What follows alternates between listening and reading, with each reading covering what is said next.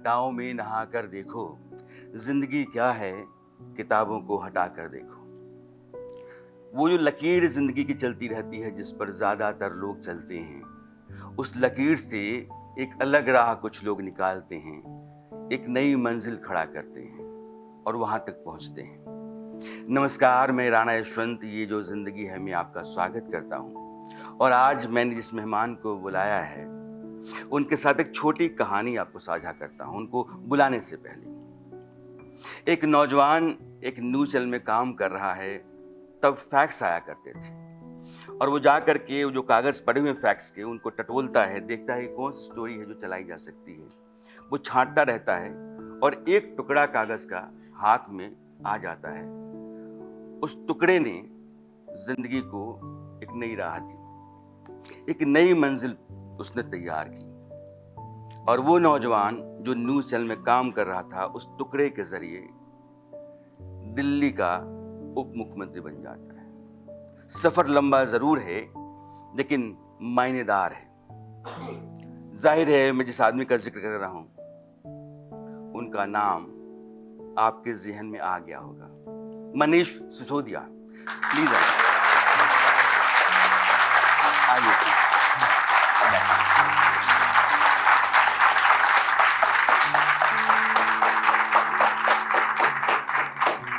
ये फैक्स कागज का एक छोटा सा टुकड़ा, ये कहानी क्या है? बहुत ही इंटरेस्टिंग कहानी है। 1998 में ये फैक्स आया था और इसका कह सकते हैं कि कहानी का निचोड़ ये है कि ये फैक्स अरविंद केजरीवाल जी की तरफ से आया था। अच्छा। पहला कम्युनिकेशन था। मैं तो सामान्य रूप से अपने चैनल में न्यूज़ रूम में बैठा हुआ खबरें देख रहा था कि क्या क्या खबरें आ रही हैं आज की। तब तक मुझे एक फैक्स दिखा जिसमें लिखा था परिवर्तन नाम का एक एनजीओ बना है। कुछ लोगों ने भ्रष्टाचार के खिलाफ आवाज़ उठाने के लिए एक संस्था बनाई है। तो उस दिन शायद डेस्टिनी कुछ और कह रही होगी। हाँ। पर वो फैक्स मैंने हाथ में लिया और मैं कंप्यूटर पे जाके बैठा। मैंने देखा ये क्या संस्था है, किन लोगों ने बनाई है। खोला परिवर्तन.com। सबसे पहले उसमें आया कुछ लोगों के नाम थे। इन लोगों ने ये संस्था बनाई है और ये भ्रष्टाचार के खिलाफ लड़ाई लड़ना चाहते हैं और लोगों को एकजुट करना चाहते हैं। तो मुझे लगा अच्छा है, कुछ कीड़ा मन में रहा होगा पत्रकार होने के नाते कि देश में सफाई होनी चाहिए। तो मैंने वेबसाइट पे लॉगिन कर दिया। अपने न्यूज़ रूम में बैठे बैठे ही मैं पहला मेंबर बन गया परिवर्तन का। अच्छा। और उस वक्त मोबाइल भी नहीं होता था, तो बस जो नंबर था मेरे पास अवेलेबल लैंडलाइन का वो डाल दिया। शाम को अरविंद केजरीवाल जी का फ़ोन आ गया और वहाँ से उनसे फिर वो अरविंद केजरीवाल जी मिलने आए तो उनसे फिर दोस्ती हो गई। दोस्ती के बाद चलते चलते चलते चलते आज जहाँ हैं वहाँ हैं। अगर वो फैक्स नहीं मिला होता तो शायद उस वक्त जो एक सामान्य पत्रकार जो एक न्यूज़ चैनल में काम करता है उसके सपने होते हैं कि भाई वो एक सफल पत्रकार बने, वो उसकी रिपोर्ट्स प्रभावी हों, वो जो जर्नलिज्म करे वो प्रभावशाली हो, समाज में कुछ अच्छा बदलाव लाए। उतने ही सपने थे कि एक दिन इन संपादकों के जैसे कहीं बैठेंगे किसी चैम्बर में। उससे ज़्यादा सपने कहाँ होते हैं न्यूज़ रूम में बैठ के या रिपोर्टिंग में। और फिर अरविंद से जब आपकी मुलाकात पहली हुई होगी, जाहिर है जब आदमी मिलता है उसके बाद उसके साथ एक रास्ता साथ साथ चलने लगता है। ऐसा क्या था कि आपने कहा कि हम नौकरी भी छोड़ देंगे लेकिन इस आदमी को नहीं छोड़ेंगे? और ऐसा क्या था जो पा लेना संभव लग रहा था? मैं एक गांव से आता हूँ, छोटे से गांव से आता हूँ मैं, और मैंने वहाँ समाज के अलग अलग चेहरे देखे, गरीबी भी देखी है, करप्शन की वजह से गाँव की जो हालत है वो भी देखा। वहाँ से आते आते मैं जब दिल्ली पहुँचा तो दिल्ली में एक अलग तरीके की दुनिया देखी। फिर पत्रकारिता से देश दुनिया देखने को मौका मिला तो कहीं ना कहीं कुछ समाज की, देश की पीड़ा थी मन में। वो पीड़ा मुझे उस वक्त अरविंद केजरीवाल जी के अंदर भी दिखाई थी कि यार ये आदमी, हम तो केवल वो पीड़ा रख रहे हैं और अपनी नौकरी कर रहे हैं। नौकरी करते करते, पत्रकारिता की नौकरी करते करते जो कर लेते हैं कर देते हैं। लेकिन ये आदमी इनकम टैक्स कमिश्नर होते हुए IRS ऑफिसर थे, IIT से पास आउट थे। इतना सब होते हुए, IRS की नौकरी करते हुए भी आउट ऑफ द बॉक्स सोच के कुछ करने की जिद ठाने हुए हैं और कुछ बदलने की जिद ठाने हुए हैं। तो वो जो उनकी जिद है बदलने की, कि बदल तो सकती हैं चीज़ें, ये मत सोचो हम कहाँ खड़े हैं, बदल देंगे, वो मुझे हमेशा अरविंद जी से बांध के रखता है।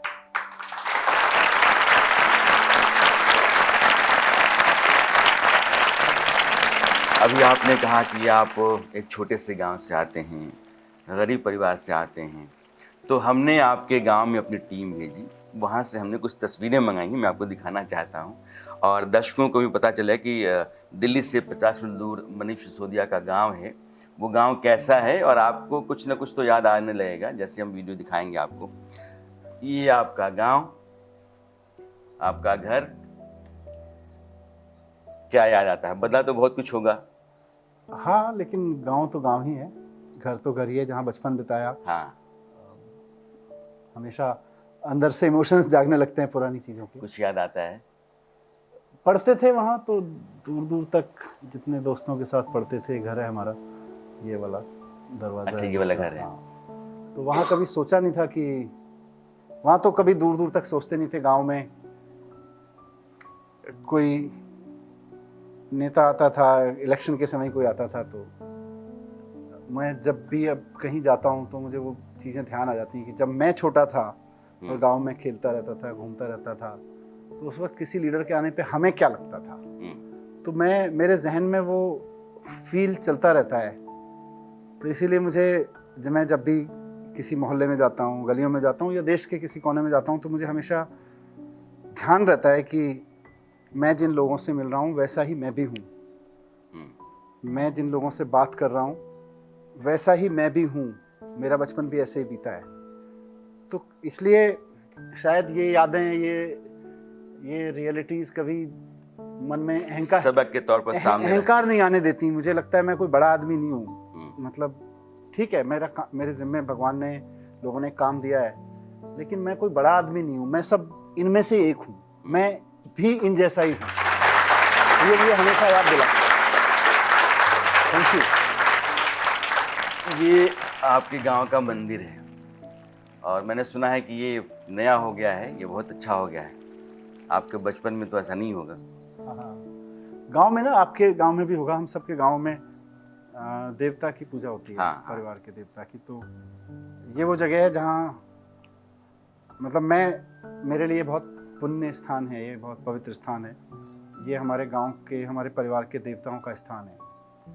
ये ऐसी जगह है राणा जी, जो मैं समझता हूँ जिसने मुझे गांव से जोड़ के रखा है, बांध के रखा है। अच्छा। मैं किसी के शादी में ना जा पाऊँ, विवाह में, सुख दुख में ना जा पाऊँ, लेकिन हमारे पिताजी ने एक परंपरा डाल दी थी, और गांव में है वो, हमारे परिवार में नहीं, सब में है, यहाँ जितने लोग बैठे हैं शायद उनमें भी होगी, कि दीपावली पे हम गांव जाते हैं। अच्छा। कुछ भी हालत हो, कहीं भी फंसे हो, मैं हर दीपावली गांव जाता हूँ। मैं जब से गांव से बाहर आया हूँ, केवल एक दीपावली मेरी ऐसी बीती है जब मैं गांव नहीं गया। क्या बात, क्या बात। और वो भी तब जब मैं राजनीतिक कारणों से मुझे जेल में रहना पड़ा, वरना ऐसा कोई त्योहार दीपावली का नहीं आया जब मैं दीपावली की सुबह गांव में जाके पूजा ना की हो। ये मेरी आस्था है, ये दरअसल मंदिर शब्द छोटा है इसके लिए, ये मेरे पूर्वज हैं। देवता जो होते हैं वो पूर्वज होते हैं।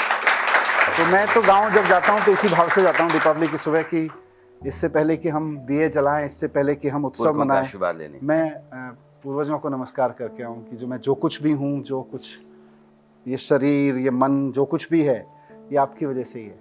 मनीष गांव से दिल्ली आए तो आप को जो दोस्त आपके लेकर के आए, हमने भी आपके बारे में बहुत रिसर्च किया, तो हमने कहा कि वो साहब कौन है जो आपको लेकर के दिल्ली आए।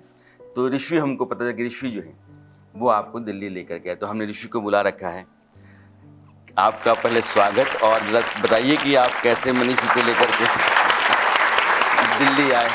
मेरा मनीष जी का संपर्क जो है वो एक बड़ा ही अद्भुत है, क्योंकि जिस समय मनीष जी मुझसे मिले उससे पहले मैं radio Moscow, radio voice of America, radio Japan, radio Deutsche Welle, इसके प्रोग्राम्स को सुना करता था। तो ये उस समय जम्मू में थे, इन हॉस्टल में थे ये, और हॉस्टल में ये प्रोग्राम सुना करते थे और उसमें मेरा नाम सुना करते थे कि कोई व्यक्ति ऐसा है जो इनकी theory out of the box में है, क्योंकि इनकी थ्योरी है आउट ऑफ द बॉक्स सोचने की। तो ये सोचा करते थे कि कौन ऐसा आदमी है कि जो ऐसे काम कर रहा है कि उस समय जब ना नेट है, ना मोबाइल है, ना कोई कुछ चीज़ नहीं है, उस समय भी इतने सारे रेडियो स्टेशन से कांटेक्ट रखे हुए हैं। तो जब ये होम टाउन आए तो ये उस समय पिलखवा में रहते थे। इनका और हमारा घर का ज़्यादा 3-4 घरों का अंतर था उस समय। तो मैं इनको देखा करता था कि इस घर में कोई एक व्यक्ति ऐसा रहता है जो बहुत स्मार्ट है, बहुत काले बाल हैं और परिचय नहीं था। तो इनकी एक बुआ जी की सिस्टर हैं सुनीता, वो मुझे भी जानती थी और इनको भी जानती थी। तो एक दिन मेरे पास वो लेकर आई कि ऐसे से मनीष जी आपसे मिलना चाहते हैं। तो हमारी मुलाकात हुई और वो मित्रता में बदल गई। जब इनको लगा कि मैं रेडियो स्टेशन में काम करता हूँ तो उन्होंने कहा कि मुझे भी काम करना है रेडियो में। तो हम लोग दोनों दिल्ली आ गए और दिल्ली हम रहे और हम दोनों एक ही प्रोग्राम किया करते थे। सुबह 9 बजे के करीब वो आता था। तो जब मैं वो प्रोग्राम किया था मैं रोमांटिक गीत बजाता था। ये उस प्रोग्राम को जो इनकी सोच है, मधुबन खुशबू देता है, ऐसे ऐसे गीतों का चुनाव करते थे। ये उसको प्ले करते थे, मैं उसको सुना करता था। मैंने इनसे बहुत कुछ सीखा है, लेकिन कभी इनको बताया नहीं, आज पहली बार बता रहा पुराने इतने अभिनव काम किए हैं। बचपन के दोस्तों से मिलवाने में डर लगता है। देखो दोस्त क्या है, दोस्त आपके बारे में वो सब जानते हैं जो आपके परिवार वाले भी नहीं जानते। आपकी वाइफ नहीं जान रही होती है, आपके पेरेंट्स नहीं जान रहे होते हैं, आपके भाई नहीं जान रहे होते हैं। तो मैं सोच रहा था पता नहीं क्या बताने वाला है। तो थैंक यू। मैंने सुना कि जिंदगी इत्तेफाक है और एफएम में जाना भी आपका इत्तेफाक ही रहा कि कहीं आप खड़े थे, कोई बस सी आ गई। मैंने ना राणा जी, बड़ा अच्छा नाम है आपके प्रोग्राम का, ये जो जिंदगी। मैंने कहीं बचपन में, मैं पढ़ता था, पढ़ने का शौक था मुझे, तो एक पढ़ लिया था कहीं कि लाइफ ना 2 तरह की होती है। एक तो स्थिति है ये कि आप एकदम ट्रेन की पटरी पे सीधी सीधी सीधी सीधी बहुत तयशुदा जिंदगी जीते चले जाओ। बुरा नहीं है वो, अच्छा है, वो भी एक जीने का तरीका है। पर उसने शायद कोई नॉवेल था, उसमें उसने दूसरे कैरेक्टर को जिंदगी में दिखाया था कि वो पहाड़ों के पानी की तरह से होता है, जिधर से रास्ता मिला उधर से चलते चले जाएंगे। तो मुझे हमेशा उसने अट्रैक्ट किया कि यार ये ट्रेन से बंधी हुई जिंदगी अच्छी है, उसके लिए मुझे कोई गिला शिकवा नहीं है जो जी रहे हैं। पर मुझे लगता था मैं इसके लिए नहीं बना, मैं रेल की पटरियों से बंधी हुई जिंदगी के लिए नहीं बना। मैं जहाँ जैसा मोड़ आएगा मैं मुड़ता जाऊँ, जिंदगी में उसमें मजा है। उसी क्रम में मैं ऋषि कुमार जी के साथ में रेडियो स्टेशन पे काम करता था, ऑल इंडिया रेडियो में बतौर अनाउंसर। हम लोग बहुत सारे प्रोग्राम्स करते थे और एक यंग टीम थी हम दोस्तों की जो हम वहाँ करते थे। तो एक बार क्या हुआ, हम लोग मैं शाहदरा में रहता था उस वक्त, विवेक विहार में। तो शाहदरा इलाके के 1-2 दोस्त थे। तो वहाँ तो ऑल इंडिया रेडियो के सामने ना एक रेड लाइट है, आपने देखी होगी, वो रिजर्व बैंक के और प्लानिंग कमीशन के कॉर्नर पे रेड लाइट होती थी। तो वहाँ से बस मिलती थी 320। वहाँ खड़ा हुआ था, तो दिमाग में कुछ ऐसा नहीं था कि अभी आगे करना क्या है, बस रेडियो में काम कर रहे थे, रेडियो में काम कर रहे थे, मज़ा आ रहा था। तो एक दिन मैं 320 बस पकड़ने के इंतज़ार में खड़ा था। एक और हम में से एक और अनाउंसर था, वो आया वहाँ पे, बोला यार मेरे को ना ITO जाना है। किस लिए जाना है? वो टाइम्स FM में जाना है मेरे को, वहाँ पे टाइम्स ऑफ इंडिया बिल्डिंग में, और इंटरव्यूज़ है, मेरा इंटरव्यू हो रहा है वहाँ पे। तो मैंने कहा बहुत बढ़िया, ऑल द बेस्ट। बोला यार तू चलते साथ में। क्यों? बोला मैं थोड़ा नर्वस हो रहा हूँ। तो मैंने कहा ठीक है चल देते, दोस्तों का काम है दोस्तों के काम आना। तो हम दोनों ITO की बस पकड़े और ITO पे उतर गए। मुझे शाहदरा जाना था, मैं गया नहीं, मैं ITO पे उतरा, उसके साथ चला गया। तो वहाँ उनके रूम में बैठा हुआ था। तब तक किसी बात पे बात करते करते जो उनके प्रोग्राम ऑफिसर्स थे, उन्होंने मुझसे पूछ लिया आप क्या करते हो? मैंने कहा मैं भी इनके साथ अनाउंसर हूँ। बोले आप काम करोगे हमारे साथ में? मैं करूँगा, और मैं भी हमारे रेडियो में काम, मतलब मैं नौकरी मांगने नहीं गया था, बस टाइम्स FM में मैं काम कर रहा था और मतलब अगले दिन से मेरी नौकरी लग गई। इन्होंने रिपोर्टिंग की और रिपोर्टिंग में नए कीर्तिमान स्थापित किए। इन्होंने एडिटिंग की, इन्होंने डबिंग की। कोई ऐसा काम रेडियो स्टेशन का था नहीं था जो इन्होंने नहीं किया होगा। और इन्होंने चेन्नई में टाइम्स FM का सेटलमेंट किया, जम्मू में किया, और बहुत सारी ऐसी जगह थी। और वहाँ भी ये मित्रों को याद रखते थे। वहाँ से एक घड़ी लेकर आए हम 5 मित्रों के लिए, हमको एक घड़ी गिफ्ट की। एक शेर है कि हम भी दरिया हैं, हमें अपना हुनर मालूम है, जिस तरफ भी चल पड़ेंगे रास्ता हो जाएगा। तो कुछ लोग मनीष की तरह होते हैं, जिधर भी चलेंगे रास्ता हो जाएगा। एक आदमी जो परिवर्तन जैसे एनजीओ के साथ अरविंद केजरीवाल को लेकर के अपना सफ़र शुरू करता है, वो पॉलिटिकल पार्टी बनाता है। कभी सोचा या लोग जानना चाहते होंगे कि एक संस्था है, वो जब पॉलिटिकल पार्टी बन रही होगी, उसमें जो चर्चाएं चल रही होंगी, करें नहीं करें, ये हमारे लिए है नहीं है, तो क्यों हमने पॉलिटिकल पार्टी बनाई?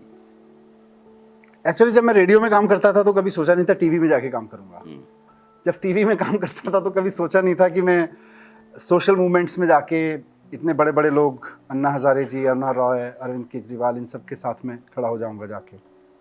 जब सोशल मूवमेंट्स के साथ काम कर रहे थे, सोशल रिफॉर्म्स पे, तो तब नहीं सोचा था कि पार्टी बनाएंगे, कोई राजनीतिक पार्टी बनाएंगे। इनफैक्ट 2012 तक जब जंतर मंतर पे आंदोलन हुआ था और उसके बाद फिर रामलीला मैदान में आंदोलन हुआ, उस वक्त बहुत सारे लोग पूछते थे, भाई अब तो फेमस हो गए हो, अब तो लोग सुन रहे हैं तुम्हारी बात, तो पॉलिटिकल पार्टी बना लेनी चाहिए। 2012 तो मेरे आपको वीडियो मिल जाएंगे यूट्यूब पे पड़े हुए, जहाँ बहुत सारे लोग हैं इंडिया अगेंस्ट करप्शन के कार्यकर्ता हैं, वो उनकी जिद है कि सब अब तो पार्टी बनानी चाहिए, ये सुन नहीं रही हैं पॉलिटिकल पार्टियाँ। और मैं कहता था नहीं, देश में कुछ पढ़े लिखे लोगों को, स्ट्रॉन्ग माइंडेड लोगों को ऐसा होना चाहिए जो सरकारों के ऊपर नज़र रख सकें और सरकारों से काम करवा सकें। हम वो काम करेंगे, हम पॉलिटिकल पार्टी नहीं बनाएंगे। पर समहाउ वो ये ना कि जिस तरफ भी चल पड़ेंगे रास्ता हो जाएगा। लोकपाल कानून हम लोग मांग रहे थे। लोकपाल कानून में ने दिखाया कि जब आप आंदोलन करते हैं तो लोकतंत्र में आंदोलन कितना प्रभावशाली हो सकता है, उसकी एक बानगी दी लोकपाल आंदोलन ने, कि अगर लोग जिद के साथ और समर्पण के साथ सड़क पे आके खड़े हो जाएं तो देश की संसद को झुकना पड़ता है। देश की संसद को क्रिसमस या विंटर वेकेशन की जो छुट्टियां होती हैं 27, 28, 29, 30 दिसंबर की, जब सारे सांसद गोवा में या विदेशों में कहीं कहीं क्रिसमस से लेके और न्यू ईयर मनाने निकल जाते हैं, आंदोलन के दबाव में आके, जनता के दबाव में आके देश की संसद को उन छुट्टियों को कैंसिल करके मीटिंग बुलानी पड़ी। ये आंदोलन की ताकत थी। लेकिन आंदोलन की सीमा यहीं तक थी। अगर आपको कुछ बदलाव करना है तो वो संसद से होगा, अंदर बैठ के। आप एक आम आदमी के रूप में आंदोलन कर सकते हैं सड़क पे खड़े होकर लोकतंत्र में, और संसद को मजबूर कर सकते हैं कि वो बैठक बुलाए। लेकिन आप संसद को ये मजबूर नहीं कर सकते कि बैठक बुला के वो कानून पास करेगी कि नहीं करेगी। वहां सीमा आ गई। वहां जाके लगा कि उन्होंने लोकपाल बिल फाड़ दिया, खूब मजाक बना उसमें। तब हमें लगा कि यार ये तो संसद में बैठना पड़ेगा जाके। इससे काम नहीं चलेगा कि हम सड़क पे खड़े हों और संसद को झुकाएं। इससे काम चलेगा कि हम संसद में जाके बैठें और फिर संसद चलाएं अपने। वहाँ से संसद बोलिए, विधानसभा बोलिए। मैं विधानसभा में बैठा हूँ कि इन विधानसभा में बैठेंगे तो शिक्षा की नीतियाँ निकलेंगी, इन विधानसभा में बैठेंगे तो स्वास्थ्य की नीतियाँ निकलेंगी, युवाओं के लिए, बच्चों के लिए नीतियाँ निकलेंगी, महिलाओं के लिए नीतियाँ निकलेंगी। वहाँ बैठना पड़ेगा। और बैठ गए। आप दिल्ली में उप मुख्यमंत्री बनते हैं, आपके पास एजुकेशन जैसा मंत्रालय आता है और बहुत सारे बदलाव आपके जरिए हुए। दुनिया भर में आज भी पार्टी सरकार जहाँ कहीं भी अपना परचम लेके जाती है तो शिक्षा में बदलाव का जो झंडा होता है सबसे आगे रहता है। तो हमने आज अपने दर्शकों के बीच में आपने शिक्षा के भीतर जो जो किया है, जिन लोगों ने आपको नज़दीक से देखा है, जाना है, बदलाव को समझा है, उनको बुलाया है। हमने पूनम टंडन जी को बुलाया है। पूनम टंडन जी, नमस्कार मैडम। प्रिंसिपल रही हैं हमारे गवर्नमेंट स्कूल में। अच्छा, मैं प्रिंसिपल थी मोतीबाग नानकपुरा में, और नई सरकार आई आपकी, और मेरे घर में फ़ोन बजता है कि आपको मिनिस्टर साहब बुला रहे हैं। थोड़ा सा तो घबराहट भी हुई, मुझे क्यों बुला रहे हैं। मैंने कहा ठीक है बुला रहे हैं, तो समय बताइए और एड्रेस बताइए, मैं पहुंच जाऊंगी। और मैं जब वहां पहुंची तो मैंने देखा हमारे कुछ 4-5 साथी और भी प्रिंसिपल वहां बैठे हुए हैं, तो एक इत्मीनान का बड़ा अच्छा सा माहौल लगा। और it was a very informal T, जैसे हम घर में पीते हैं, चाय पी रहे हैं, पोहा खा रहे हैं और मिनिस्टर से बातें कर रहे हैं। मतलब बड़ी मज़ेदार सी मीटिंग और बहुत ही इनफॉर्मल सी बातें। और सर ने छूटते ही पूछा, मैम मुझे सिर्फ इतना बताओ, इतना मैं क्या करूं कि स्कूलों का नक्शा बदल जाए और इतने बढ़िया हो जाए? आप तो काम कर रही हो, क्या बदलना चाहती हो? मन में इतनी खुशी हुई, ये कोई सिर्फ नेता आके मुझे ये नहीं कह रहा मैं ये कर दूंगा और बाद में करेगा नहीं, ये मेरे से पूछ रहे हैं क्या करना चाहिए। मैंने कहा सर, स्कूल में ना बहुत बढ़िया ट्रेनिंग होनी चाहिए, और ये स्कूल लेवल की नहीं, एक ग्लोबल लेवल की, क्योंकि स्कूल बनना चाहिए ग्लोबल लेवल का। मैं छोटे सपने देखती नहीं हूँ, और मन में ऐसे लगा कि सर भी ऐसा ही कोई बड़ा सपना देख रहे हैं जो मुझसे पूछ रहे हैं। और एक मैंने कहा सर, कुछ ऐसा होना चाहिए कि कोई व्यक्ति आके स्कूल के मैनेजमेंट को देखे और हम पूरा ध्यान अपना बच्चों पे, स्कूल पे, उसको आगे बढ़ाने में लगाएं। और सोचा कह तो दिया है, पता नहीं होता कुछ नहीं है, पर सरकारी है। कुछ दिनों में सर्कुलर आता है और मैं अपने कंप्यूटर पे सर्कुलर देखती हूँ कि प्रिंसिपल्स की ट्रेनिंग हो रही है कैम्ब्रिज में, हार्वर्ड में। I thought I shared something and it's happened. और एक सर्कुलर अगले दिन आता है, state manager required, this should be the qualification, this should be the salary. मतलब मेरी आंखों में आंसू आ गए उस दिन के, ऐसा भी हो सकता है, और ऐसा हो गया।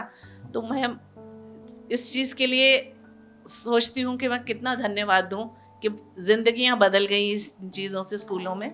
शुक्रिया। स्कूल शिक्षा मंत्रालय तो बहुत लोगों ने संभाला होगा, लेकिन स्कूलों में बदलाव लाया जाना चाहिए, सरकारी स्कूलों की हालत सुधारी जानी चाहिए, ये दिमाग में कैसे आया? एक्चुअली कोई एक मोमेंट कहना मुश्किल है, इवेंचुअली हर चीज़ ने जोड़ा है। मैं गांव से आता हूं, वहां का स्कूल देखा, मेरे पिता शिक्षक थे, मैंने एक शिक्षक की ज़िंदगी को देखा, उस पेन को समझा कि एक शिक्षक जो बदलाव लाना चाहता है, पढ़ाना चाहता है, लेकिन ओवरऑल कहाँ खड़ा है, उसके सारे अपने अच्छे इंटेंशंस की बात की। मैंने फिर पत्रकारिता की तो देश को देखा, देश के अलग अलग हिस्सों में जाके देखा। घूमते घूमते मुझे कुछ ऐसे मित्र टकराए जो एजुकेशन पे एक बड़ी फिलॉसफी लेके चल रहे थे। उसी क्रम में एक मेरा मिलना हुआ नागराज जी से। एक बहुत बड़े भारत के दार्शनिक हुए हैं, अभी थोड़े से समय पहले उनकी डेथ हुई। मैं बहुत सम्मान करता हूँ उनका। कोई गुरु जैसे गुरु उसमें नहीं थे, लेकिन आध्यात्मिक व्यक्ति थे। एजुकेशन पे उनका बहुत मौलिक सोच और काम है जो देश को अभी धीरे धीरे समझ में आएगा। उन्होंने सहअस्तित्व का एक एक्सप्लेनेशन दिया है, जीवन विद्या करके, वो उनकी पूरी टीम काम करती है। तो मैं उनसे मिला तो उन्होंने मुझको एक ही चीज़ कहा कि शिक्षा के जरिए दिल्ली का मानवीयकरण करो। ये मेरे लिए बहुत गहरी लाइन थी कि शिक्षा के जरिए दिल्ली का मानवीयकरण करो, उत्थान करो नहीं, तरक्की कराओ नहीं। मानव बन जाएंगे, मानवीयकरण हो जाएगा तो अपने आप तरक्की हो ही जाएगी। इसलिए वहाँ से मेरे अंदर बैठ गया कि एजुकेशन पे काम करना है।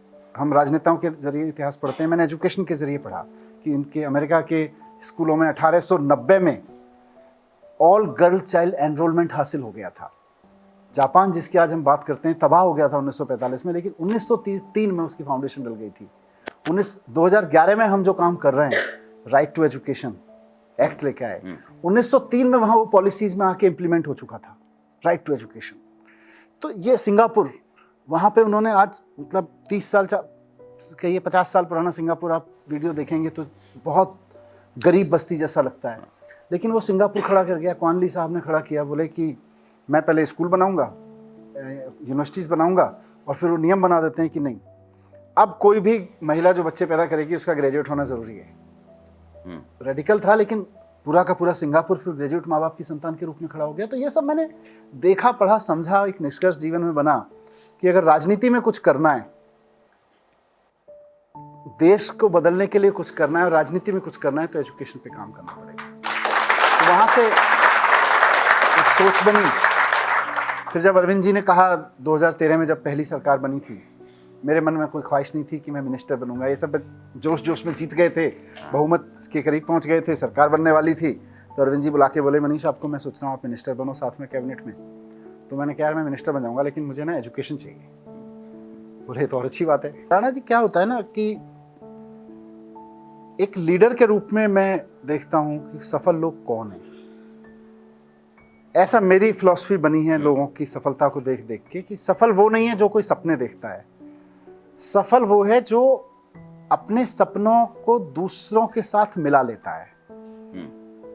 मुझे दिल्ली की शिक्षा में बदलाव करना था, अरविंद जी को दिल्ली की शिक्षा में बदलाव करना था, ये हमारा सपना था। पर हम दोनों अकेले थोड़े ही थे, बहुत सारे प्रिंसिपल्स थे, बहुत सारे टीचर्स थे, बहुत सारे लोग थे देश में जो काम कर रहे थे शिक्षा में बदलाव होना चाहिए। बस उनको मिलाना था और उनको मिलाते मिलाते एक टीम बन गई। पहली टीम हमारी 52 प्रिंसिपल्स की बनी थी दिल्ली के 1000 प्रिंसिपल्स में से, जिन्होंने कहा था हम बताएंगे एजुकेशन में क्या होना है, हम बताएंगे स्कूलों में क्या होना है। ये लोग बताते थे, हम करते थे। राजेश्वरी मैम भी वही हैं। मेरा अनुभव बहुत शानदार रहा। एक बार मनीष जी ने एक मीटिंग बुलाई 1000 प्रिंसिपल्स की, जितने हम लोग पूरी दिल्ली में थे, और मंच से ऐलानिया उन्होंने कहा कि आज आप मुझे ये बताएंगे कि मुझे शिक्षा में क्या करना है। मैंने कहा, मैंने मन में सोचा ये सही है। मैंने कहा अब बढ़िया मौका मिल गया, जो चाहिए वो इस आदमी को कहना है हमने, और कहीं कोई ना करने वाला भी नहीं है। हमने कागज़ में लिख के मेल करके मंत्री जी को भेज दिया कि हमें ये चाहिए, ये चाहिए, ये चाहिए। वही लग ऐसी रहा था होगा कि नहीं होगा, क्योंकि पुराने अनुभव विचित्र थे, लेकिन वो फटाफट हो गया। और इसके बाद क्या हुआ, जब हम पायलट स्कूल बना रहे थे, शिक्षा मंत्रालय से, हमारे एजुकेशन मिनिस्ट्री से आया कि हम जी 50 स्कूल्स बनाएंगे जो पायलट स्कूल होंगे और जिसमें हम वर्ल्ड क्लास फैसिलिटीज़ देंगे। और मैं एक ऐसे स्कूल में थी जो बहुत पुराना स्कूल था, उसका वैसे बहुत अच्छा इतिहास रहा, उसके जो पुराने स्टूडेंट्स रहे, बड़े बड़े पत्रकार, नेता और इंजीनियर्स बहुत रहे, तो लोग आते थे, लेकिन स्कूल बहुत पुराना था। तो 9 महीने में वो ब्लूप्रिंट जब मेरा सिलेक्ट हुआ, तो 9 महीने में हमने उस स्कूल को ट्रांसफॉर्म किया। मैंने इंजीनियर से कहा ये लास्ट नंबर पे सिलेक्ट हुआ है, ये मुझे पहले नंबर पे चाहिए। और चलते स्कूल में ट्रांसफॉर्म कराना, एक एक वर्ल्ड क्लास फैसिलिटीज़ हमने दी। और जब उसका उद्घाटन हुआ, and that was the day.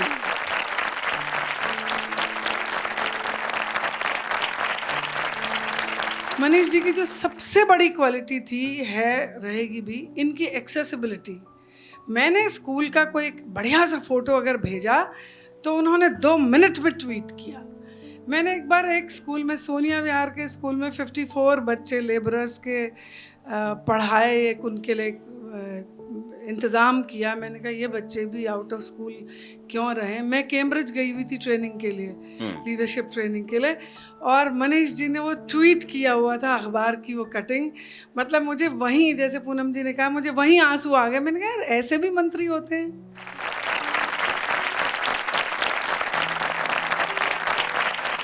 शिक्षा में बदलाव सिर्फ आपने स्कूलों को बेहतर करने और सिलेबस में चेंज लाने का नहीं किया है। मैंने देखा कि आर्ट, म्यूज़िक को भी आपने अलग से प्रायोरिटी दी और उसके लिए अलग से व्यवस्था की। देखिए, मैंने एजुकेशन को as a minister, as a leader and as a minister, मैंने एजुकेशन को 2 रूप में देखा, 2 फोल्ड। एक ये है कि एजुकेशन की बुनियाद ठीक करनी है, fixing the problems of education. उसमें जैसा 2 प्रिंसिपल मैम यहाँ हैं और भी ऑफिसर्स यहाँ हैं, तो उन्होंने बताया कि हमने इनको नहीं बताया कि क्या करना है। हमने कहा मैं मिनिस्टर हूँ, मुख्यमंत्री जी साथ खड़े हुए थे, अरविंद केजरीवाल जी। उन्होंने कहा मैं मुख्यमंत्री हूँ, ये मेरा मिनिस्टर है, मैं आपको बताऊं कि क्या करना है, उससे पहले आप मुझे बताओ कि हमें क्या करना है। मुख्यमंत्री को क्या करना है, शिक्षा मंत्री को क्या करना है, इन सब ने लिस्ट बना के दी। तो सबसे पहले 52 प्रिंसिपल्स ने लिस्ट बना के दी, जी मेरे स्कूल में एज ए मिनिस्टर आप ये करिए, एज ए चीफ मिनिस्टर आप ये करिए। हमने सारा कर दिया। उसके बाद जो कॉन्फिडेंस बना, वो फिर सारे स्कूलों से हमें लिख के आता था कि ये करना है, और हम वो कराते थे। तो fixing the problem of education is 1। दूसरा है using education to fix the problem of the society and the nation. मैं स्कूलों में जाता तो मेरा सबसे पहले इंट्रोडक्शन होता है, जी ये देखो बच्चा ये नीट की तैयारी कर रहा है, ये जेई की, वो भी हमने खूब कराई और उसमें कोई गुरेज नहीं है, लेकिन फिर बोलते कि ये जेई की तैयारी कर रहा है, हमारे 4 बच्चे वहाँ निकल गए, इस बार आईटी चले गए। जब बहुत कुछ अच्छा होने लगा उस वक्त, फिर बोलते अच्छा अब आप ऐसा करिए, बैठिए, आपको अब हम मनोरंजन के रूप में, हमारे यहाँ एक बच्चा है बहुत अच्छी गिटार भी बजाता है। मैंने कहा ये पहले क्यों नहीं बताया, पहले तो आप इंजीनियर और डॉक्टर बताते हो, ये भी तो बताओ कि हमारे यहाँ से एक बहुत शानदार सिंगर है। तो मुझे लगता है आर्टिस्ट को तो हम कुछ मान नहीं रहे, तो फिर मैंने, शैलेंद्र जी मेरे एडवाइज़र हैं, मैंने इनसे डिस्कस किया, तो बोले सर हम ना एक्सक्लूसिव स्कूल खोलते हैं आर्टिस्ट के लिए। फिर हमने रोहिणी में एक स्कूल खोला, मतलब जब मैंने कहा कि हम एक एक्सक्लूसिव स्कूल खोलेंगे जहाँ केवल वो बच्चे आएंगे जो केवल आर्टिस्ट बनना चाहते हैं और जिनके अंदर आर्ट है, तो उसका बड़ा विरोध हुआ सिस्टम में कि यार ऐसा स्कूल थोड़ी चलेगा, आज तो हर तरफ साइंस साइंस साइंस है। मैंने कहा साइंस है, उसका पूरी कद्र है, लेकिन आर्ट की भी कद्र है, और ऐसा स्कूल जहाँ आर्टिस्ट पढ़ रहे हों, उनको गर्व हो, स्कूल को गर्व हो कि हम आर्टिस्ट निकाल रहे हैं, ऐसा स्कूल खोलते हैं। तो पहला स्कूल खोला रोहिणी में। मुझे लगा एडमिशन नहीं होंगे, क्योंकि कौन पेरेंट्स होंगे जो अपने बच्चों को कहेंगे कि जाके आर्ट्स की पढ़ाई कर लो, और कौन, अगर बच्चा चाहे भी कि मुझे आर्टिस्ट बनना है, तो 8वीं क्लास में कौन पेरेंट्स तैयार हो जाएंगे कि हाँ बेटा आर्ट्स की पढ़ाई कर, छोड़ तू। मैं थोड़ा डर के खोला कि समाज कितना खुलेगा और एक्सक्लूसिव आर्ट स्कूल को कितना एक्सेप्ट करेगा। और पहले स्कूल में इतना ओवरवेलमिंग रेस्पॉन्स था, चारों तरफ से सिफारिशें, हमारे बच्चे को है एडमिशन देना है। मेरे घर बच्चे आ जाते थे, रोने लगते थे, सर मैं आपके सामने गिटार बजा के दिखाऊंगी, मैं, आप बताओ मेरा एडमिशन होना चाहिए कि नहीं। मुझे लगा ये तो गजब हो गया है। फिर हमने पूरी दिल्ली में 5 ऐसे स्कूल खोले, और आज मैं गर्व के साथ कहता हूँ कि इस तरफ हम जहाँ कहते हैं कि केजरीवाल मॉडल ऑफ एजुकेशन जो हैं, उसमें हम बच्चों को जेईई भेज रहे हैं, हम नीट भेज रहे हैं बिना कोचिंग के, स्कूल की पढ़ाई इतनी अच्छी हो गई है। तो वहीं हमारे बच्चे कल के AR रहमान और लता मंगेशकर से लेके और MF हुसैन भी कल के हमारे स्कूलों में पढ़ रहे हैं, और ये निकलेंगे, यही बनेंगे। राधा जी क्षमा चाहेंगे, मैं धैर्य नहीं रख पा रहा हूँ, मुझे धन्यवाद देना है। 30 सेकंड का समय यदि आप दे पाए तो। मनीष सर नमस्कार, मैं बिहार का रहने वाला हूँ, और हम जैसे लोगों के लिए शिक्षा क्या मायने रखती है हम जानते हैं। बहुत सामान्य परिवार से मैं पला बढ़ा हूँ। मेरा बेटा दिल्ली के सेक्टर 5 के सरकारी स्कूल में पढ़ रहा था, और पिछले ही 1 सप्ताह पहले मैं उसे त्रिवेंद्रम मेडिकल कॉलेज में उसका दाखिला करा के मैं आया हूँ। क्या बात। सरकारी स्कूल में पढ़े बच्चे और मेडिकल कॉलेज में दाखिला मैं व्यक्त नहीं कर पा रहा हूँ इसके लिए कि पहला मैंने शिक्षा मंत्री देखा जो मानव संसाधन विकास को अलग जोड़ के मानवीयकरण की तरफ शिक्षा को ले गया। तो कौशिक जी ने जो बात कही कि अगर हम अपने बच्चों को, और ये हम अपने स्कूलों में इस वक्त 2047 का युवा भारत तैयार कर रहे हैं, अगर हम इसको एक अलग तरीके से खिलता हुआ भारत देखना चाहते हैं, तो हमें आज ये निर्णय लेना पड़ेगा कि देश में शिक्षक की तनख्वाह IAS की तनख्वाह से ज्यादा कर दीजिए। हर एक शिक्षक, मैं ये नहीं कह रहा कि शिक्षक को उठा के DM बना दीजिए, DM ही IAS ही बनेगा, कलेक्टर का काम IAS ही करेगा, लेकिन एक कलेक्टर को भी पता होना चाहिए कि मेरे सामने जो शिक्षक बैठा है वो मेरे से ऊपर पे ग्रेड का आदमी है। एक कैबिनेट सेक्रेटरी को भी पता होना चाहिए कि 30 साल की IAS की नौकरी के बाद मैं कैबिनेट सेक्रेटरी बनाऊं, और 30 साल की नौकरी के बाद वो महिला प्रिंसिपल बनी है, उसका पे ग्रेड देश में मेरे पे ग्रेड से ऊपर है, देश उसको ऊपर मानता है। फिर आप उसी लेवल की ट्रेनिंग दीजिए, मैं ये उसी लेवल का कंपटीशन रखिए, उसी लेवल का कट थ्रोट रखिए, उसी लेवल के आप अकाउंटेबिलिटी फिक्स करिए, लेकिन आप शिक्षक को वो सम्मान तो दीजिए। खाली इस ना कहने से काम नहीं चलेगा, गुरु गोविंद दो खड़े काके लागू पाए, हम तो गुरु को भगवान से पहले पूछते हैं। अच्छी बात है, पूछते हैं, कबीरदास जी ने कहा था, लेकिन उसका एक सेंस है। आज देश के सरकारी सिस्टम में सबसे ज्यादा तनख्वाह आपको टीचर्स की करनी पड़ेगी। यहाँ हमने कुछ बच्चों को उन स्कूल से बुलाया है, ऐसे बच्चे जो उस आर्ट वाले स्कूल से आए हैं। गुड मॉर्निंग सर, मेरा नाम तन्वी है और मैं एक छोटे से गांव से बिलोंग करती हूँ। तो एक बार हमारे स्कूल में आया कि ऐसे ऐसे स्कूल खुले हैं, आपको अपने आर्ट को बढ़ाने का मौका मिलेगा। तो मैंने अपने पेरेंट्स से बोला कि भाई मेरे को जाना है, तो उन्होंने कहा हाँ देखेंगे, छोड़ो। तो मतलब ऐसे कर दिया कि मेरा दिल रखने के लिए देखे भी बोल दिया, और उनके मन में था कि आर्ट के लिए क्यों जाना है। तो फिर मैंने तभी जाके ऑनलाइन फॉर्म फिल कर दिया। फिर हो गया मेरा एडमिशन की डेट आ गई, फिर नहीं उसकी एग्ज़ाम की डेट आ गई। फिर मैं गई एग्ज़ाम देने, तो एग्ज़ाम दे दिया। उसके बाद फिर मेरा एडमिशन भी हो गया। फिर उसके बाद पेरेंट्स का मुंह फुलता था कि बच्ची इतनी दूर क्यों जाती है, इतनी दूर क्यों जाती है। तो फिर और पेरेंट्स का भी इतना नहीं फुलता था, ज़्यादातर गांव वाले होते थे। वो गांव वाले नहीं होते कि बच्ची इतनी दूर क्यों जाती है, क्या ज़रूरत है, यहाँ ही पढ़ा लो।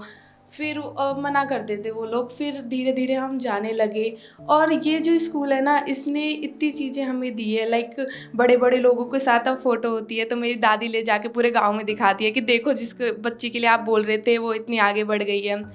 और जैसे कि आप बोल रहे हो ना कि वीए का स्कूल ये खुला है, तो ये ना सिर्फ एक आर्ट तक सीमित नहीं है, ये स्कूल हमारी लाइफ भी चेंज करता है। जैसे हमारे आर्ट को एज अ ऑप्शन दिखाता है, ये ना हमारी एकदम करियर को आगे बढ़ाता है, ये हमारे पेरेंट्स की सोच को भी चेंज करता है।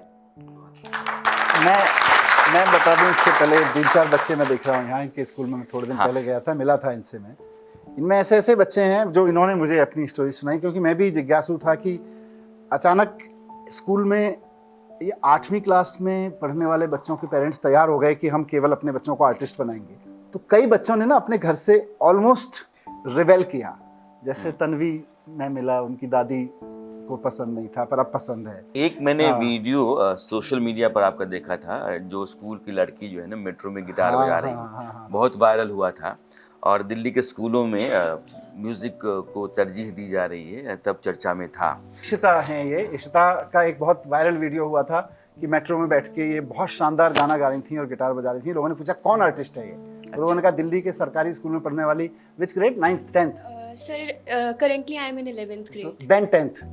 9th। उस वक्त 9th में थी। Yes, sir. तो उस वक्त 9th की ग्रेड की लड़की इतनी बढ़िया गिटार बजा रही है। और गिटार लाई हैं आप? सर तो बजाइए ना एक बार।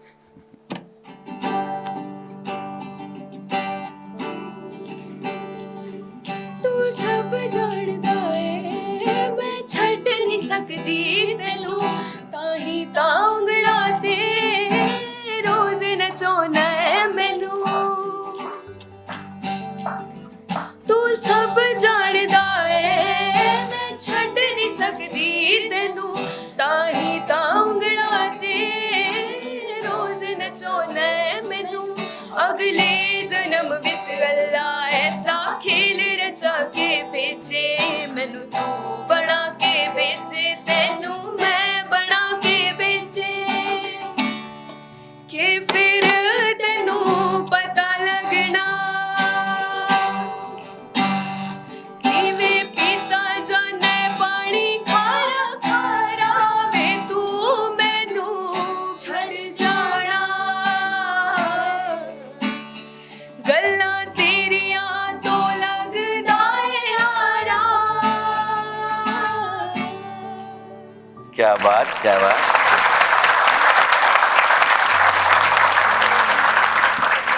नाजिया, आप कुछ कहना चाहती हैं?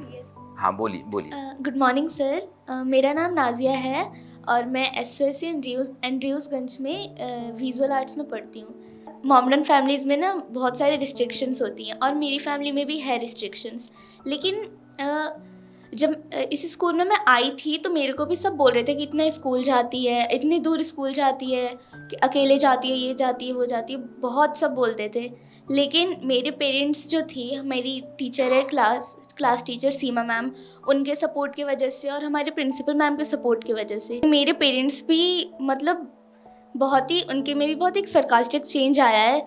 लाइक वो पहले जिस चीज़ के लिए मना करते थे अब वो उसी चीज़ के लिए हाँ करते हैं। एक बच्ची ने मुझे बताया, पता नहीं अब उनमें से है या नहीं है कोई उसमें से, कि उसके पास टीसी थी। अब उसके पास ऑप्शन था कि उसके पेरेंट्स उसको स्टेम के स्कूल में, एक हाई एंड इसके साइंस का स्कूल होता है, उसमें एडमिशन कराना चाहते थे। टीसी उसके पास थी, उसने जाके चुपचाप टीसी जाके आर्ट्स के स्कूल में जमा करा दी और उसका एडमिशन हो गया। बोले घर वालों के पास टीसी नहीं बचेगी तो एडमिशन से कहाँ से कराएंगे। तो उनका लेवल ऑफ कमिटमेंट इतना है। द ओनली प्रॉब्लम वाज कि उनके पास कोई वेन्यू नहीं था, वो जाएं कहाँ पढ़ने। जब तक नजरिया नहीं होगा तब तक आप समाज में बदलाव नहीं ला सकते हैं। मनीष जैसे लोग जब शिक्षा मंत्रालय संभालते हैं तो फिर वो सोचते हैं कि नहीं, यह जो प्रतिभाएं हैं इनको ज़्यादा तरजीह दी जानी चाहिए, इनके लिए अलग से आपको व्यवस्था करनी पड़ेगी इसी सिस्टम के भीतर। जिन लोगों ने आपका हाथ बटाया उनमें से शैलेंद्र जी भी खास, तो मैंने उनको आज बुला रखा है कि वो कैसे जुड़े आपसे, क्यों जुड़े आपसे। शैलेंद्र जी। मैं तो एजुकेशन की फील्ड में काम करता था, तब 2015 की बात है, 13 साल से एक बहुत बड़ी NGO के साथ में एजुकेशन पे करता था काम। एक दिन आतिशी जी मिलने आई थी और उन्होंने बताया कि 54 स्कूल पिकअप किया गया है और बहुत बड़ा काम उसमें होने वाला है, तो आप इसमें मदद करिए, आप लोग बहुत अच्छा काम करते हैं एजुकेशन में, हमें पता है। तो उनके साथ जुड़ गए, काम करना शुरू कर दिया। फिर कुछ महीनों बाद आतिशी जी का फ़ोन मेरे पास एक बार शाम को आया कि आप अभी कहाँ हैं। मैंने कहा मैं घर पे हूँ। उन्होंने कहा कि आप अभी आ सकते हैं, सर के घर पे, सर मिलना चाहते हैं, मनीष सिसोदिया जी आपसे मिलना चाहते हैं। तो मैंने सोचा कि क्या मिलना चाहते हैं, क्यों। तो मैंने उनको बल्कि टालने के लिए, और मैं बताऊंगा कि मैं क्यों स्केप्टिकल था मिलने से के लिए, मैंने उन्हें टालने के लिए बोला कि देखिए मेरी कुक आने वाली है और अगर खाना नहीं बना अभी तो फिर मैं रात को खाऊंगा क्या, मैं अकेले हूँ अभी घर पे। कहा नहीं नहीं आप आ जाइए, खाना खिलवा देंगे आपको। तो मैं चला गया। अच्छा, मैं स्केप्टिकल इसलिए था क्योंकि कुछ महीनों पहले ही मेरी मुलाकात एक राज्य के चीफ मिनिस्टर से हुई थी, और ऐसे ही बंद कमरे में जब बातचीत हुई तो उनका ये व्यू था कि सरकारी स्कूल आप लोग अच्छा काम करते हो, करते रहो, पर इसका कुछ हो नहीं सकता। भविष्य तो देश का जो है वो प्राइवेट स्कूल है, सरकारी स्कूल नहीं है। तो इस वजह से मुझे लगा कि जब देश के बड़े बड़े नेता इंक्लूडिंग चीफ मिनिस्टर ऐसा व्यू रखते हैं तो मैं एक और डिप्टी चीफ मिनिस्टर से मिलने जा रहा हूँ, क्या ही डिफरेंट व्यू होगा। तो इस वजह से मैं टाल रहा था, पर मैं गया, फिर मुलाकात हुई। सर ने पूछा कि भाई हम लोग पिछले कुछ महीनों से काम कर रहे हैं, अब इसको स्केल अप करने की ज़रूरत है, तो इसमें आपके क्या आइडियाज़ हैं। बहुत कॉन्फ्रेंसेस और सेमिनार्स में सुनते थे कि भाई राजनीतिक इच्छा शक्ति चाहिए एजुकेशन में बदलाव करने के लिए, पॉलिटिकल विल चाहिए। और मैं सोचता था ये पॉलिटिकल विल दिखती कैसी है, महसूस कैसी होती है। तो जब अगले कुछ महीनों में काम करते हुए सर के साथ में अंदाजा हुआ कि पॉलिटिकल विल ऐसी दिखती है, ऐसी होती है, ऐसी महसूस होती है। एक याद आ गया उस वक्त 2015 में मैं बहुत खूब सारे सरप्राइज इंस्पेक्शंस करते घूमता था। जहाँ अच्छा मिलता था मैं हाथ जोड़ता था, जी बहुत बढ़िया, आप बिना किसी सपोर्ट के आप इतना कुछ कर रहे हो। और जहाँ ख़राब मिलता था मुझको गुस्सा भी आता था। तो एक स्कूल में गया मैं नरेला के, वहाँ पे एक बच्चा मिला मुझको, और जनरली मेरी आदत है, या हम सभी करते हैं, बड़े करते ही हैं ऐसे, कि उसको पेट करेंगे, बेटा तुम तो देश का भविष्य हो, ऐसे मैंने उसको बोला। और वो बच्चा इतना शार्प था राणा जी, बोला मुझको कि सर बाकी ठीक है, आप ये ठीक कर लो, हम देश का भविष्य नहीं है। इनके क्यों? बोला हम तो सरकारी स्कूलों के बच्चे हैं, देश का भविष्य तो प्राइवेट स्कूलों में पढ़ता है। चला यार, इतनी गहरी बात ये बच्चा बोल रहा है, इसको तो बदलना पड़ेगा। और ईश्वर का शुक्र है, मैं कहता हूँ कि आज देश का भविष्य दिल्ली के सरकारी स्कूलों में तो अच्छा पढ़ रहा है। अभी आतिशी का जिक्र हुआ, आज मुख्यमंत्री हैं, मंत्रालय भी संभाल रही हैं, शिक्षा वाला भी, उनकी भी भूमिका बड़ी रही है, बहुत बड़ी रही। मैंने सोचा कि मनीष जी के साथ बातचीत करनी है, तो आप का अनुभव कैसा रहा है, तो वो साझा कर रही हैं अपना अनुभव, और मैं सुनाना चाहता हूँ आपको। देखिए, मैं मनीष जी को आम आदमी पार्टी इंडिया अगेंस्ट करप्शन के बहुत पहले से जानती हूँ। मैं इस पार्टी में आने से पहले, इस मूवमेंट में आने से पहले, मैंने कई साल तक रूरल मध्य प्रदेश में काम किया, और वहाँ पे भोपाल के पास एक गांव में हम काम करते थे, एजुकेशन पे काम किया। तो इसी सफ़र में मनीष जी से एक बार छत्तीसगढ़ के एक गांव में टकराना हुआ था। मनीष जी का भी शिक्षा में इंटरेस्ट था, मनीष जी का ग्राम स्वराज में इंटरेस्ट था। मनीष जी और अरविंद जी ने एक हिवरे बाज़ार करके एक गांव है महाराष्ट्र में, जिसने ग्राम स्वराज पे काम किया था। तो उस पर एक फ़िल्म बनाई थी मनीष जी ने। तो वो फिल्म मनीष जी ने हम लोगों को दिखाई थी कि किस तरह से एक ग्राम स्वराज की कल्पना को आगे लेके जाया जा सकता है। और मुझे तब भी याद है, शायद ये 2009-10 की बात होगी, और मनीष जी में तब भी वही पैशन था कि समाज में कुछ बदलाव होना चाहिए। और समाज में बदलाव के साथ मनीष जी में एक और पैशन है कि शिक्षा के माध्यम से व्यक्ति में बदलाव होना चाहिए। तो इन दोनों ही चीज़ों से मुझे लगता है कि मनीष जी और हमारा जुड़ना हुआ। जब अन्ना हजारे मूवमेंट शुरू हुआ, तब मैं भोपाल के पास एक गांव में काम कर रही थी, और मनीष जी भोपाल आए थे इंडिया अगेंस्ट करप्शन के एक वॉलंटियर मूवमेंट के लिए, वॉलंटियर मीटिंग के लिए। और तब हमारी फिर से मुलाकात हुई थी, और तब उन्होंने कहा था कि देखो, देश में कुछ बहुत बड़ा हो रहा है जिसका सपना हम और तुम बहुत समय से देख रहे हैं। तो तब उन्होंने कहा था कि आओ साथ काम करते हैं, भोपाल से दिल्ली आओ।